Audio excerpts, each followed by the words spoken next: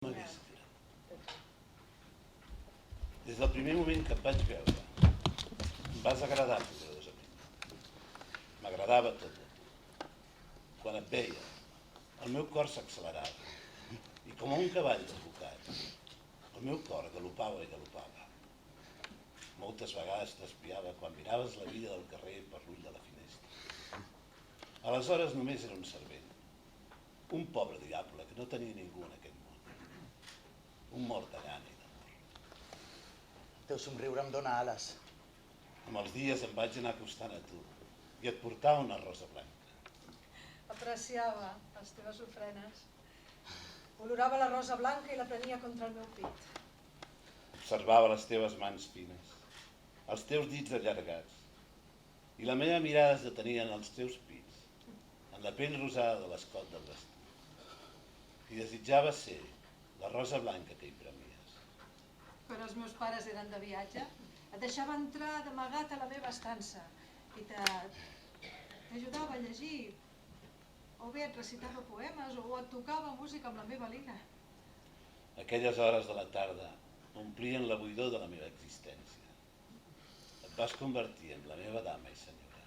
Saps qui era Hipàtria d'Alexandria?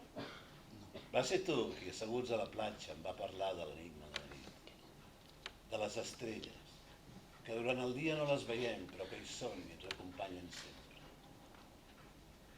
Ets la meva estrella preferida. Ara que t'he trobat no et vull perdre. No podria viure sense tu. Tu ets el meu cel. Sempre m'acompanyaràs. Et seré sempre fidel. Seré el teu servidor i t'estimaré fins al dia de la meva mort.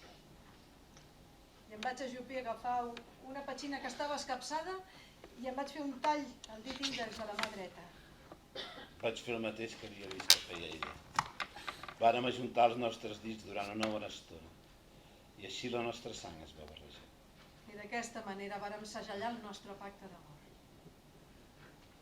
Encara sento les meves carns, la fúria dels cops del teu pare.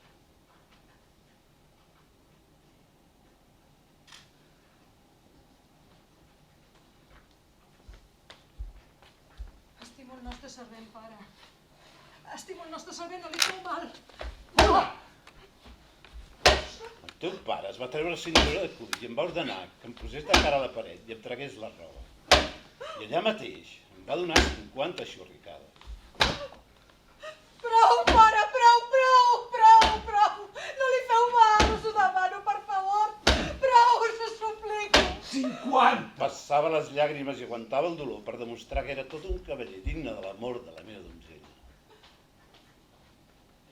I tot seguit el pare et va ordenar que abandonessis la casa noble i no tornessis mai més. Si d'alguna cosa era culpable era d'estimar-te. I això no podia ser dolent per res del món. Nit i dia pensava en tu. Només trobava consol en les nits clares, quan mirava les estrelles i trobava el teu nom escrit al cel. I recordava les teves carícies i les teves paraules d'amor aquella nit a la platja.